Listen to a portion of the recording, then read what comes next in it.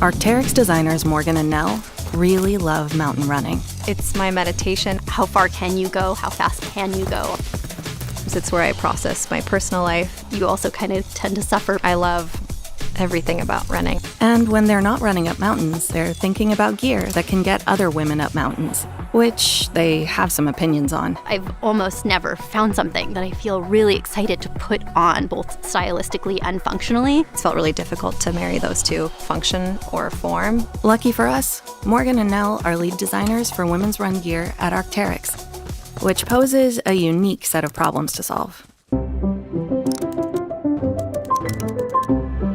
Okay, so mountain running gear needs to withstand a lot of punishment compared to regular run gear. And while we've been making run gear for a while, it hasn't always been with women front of mind.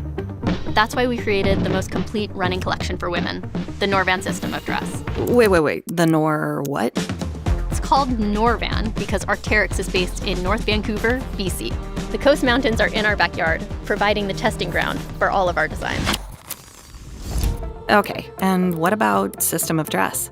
That's just a fancy term for specifically designed layers for specific activities. The Norvan Run system of dress contains a base layer, an emergency layer, and a vest. So the system of dress starts with the base layer, which is in contact with your skin for hours on end.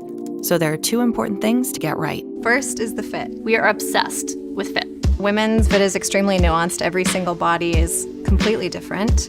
And how gear fits impacts how it feels. It's something our industry is late to with women's apparel, but our team is passionate about solving, so they obsess over details like reduce some of the drag line at the shoulder, and the mobility split, we could even increase it. And also this choice to do the laminated neckline, really nice and lightweight. The second thing to get right for our base layer is the materials. It doesn't matter if it's for this or this. The material choice is something Amelie and her team proudly nerd out on. It's really hard to go shopping with me. You know, it takes a lot not to just take out the scope sometime when you're in a store, and a little bit of a professional deformation maybe, but also just a passion. For a base layer to withstand mountain terrain, Amelie extensively tests potential fabric's durability in the lab. We want to control everything so that we make sure we get exactly the performance we're aiming for. We sometimes test against Velcro, hack material, sandpaper to mimic raw, moisture management. Like I said, extensive testing. So we nailed the base layer, but when the weather turns, you're gonna need an emergency layer. Or, as the team like to call it, the O kit. We also need some athlete friends, like Kat and Janelle. Kat and Janelle accumulate thousands of kilometers a year on vertical terrain, making them ideal test subjects. They destroy so many things that we give them, and it's honestly exactly what we're looking for. It makes you really think about your gear and how it's performing, like placement of a zipper, pocket placement, whether an item has a hood. Once the weather clears, this layer is designed to easily pack down small enough to fit in here. The Norvan vest. Aside from being able to hold all of your running essentials, a rain layer, a warm layer, water, candy bar, bear spray for sure. The vest layer is also meant to fit like a glove to a runner's body, which again, isn't straightforward when you're designing for a range of women's body shapes. And it looks like we have to go back to the design center. Ryan has spent his long career in hard goods design, but this project provided a new challenge. To make one running vest to fit a range of different women's body types. For a long time, there was no woman-specific fits for vests. The only real option was a unisex vest for women. Unisex. Yeah, so to hone in on the women's fit, Ryan brought in Amanda, who makes prototypes in-house. I love building prototypes. It's like my passion.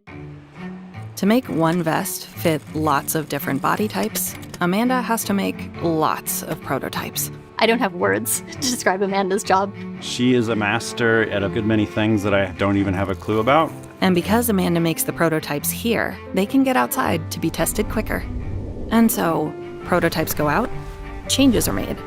Ryan field tests prototypes. It's super hard to design for the thing if you don't do the thing. Prototypes go out, feedback comes in, changes are made. Athlete wins trail race in prototype. There's always room to improve. Feedback comes in, changes are made. Prototypes. Yeah, you get the point. So for Women's Fit, there's one really obvious area the team needed to get right. It's boobs. We designed for boobs. So the team adjusted the strap webbing placement, vest ankles, and a bunch of other details to get the precise fit. We're talking about millimeters here, but it makes all the difference.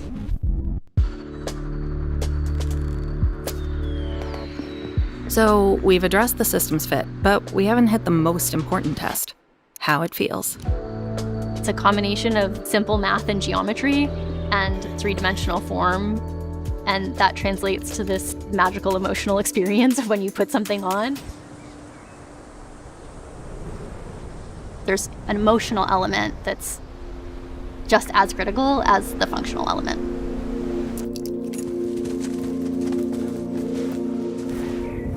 So it's important that we make people feel really good about the way something fits on their body. My hope is that we can offer a fit and a size for every single runner out there. And we're not there yet. For us, it's a constant evolution of chasing that perfect fit for everyone.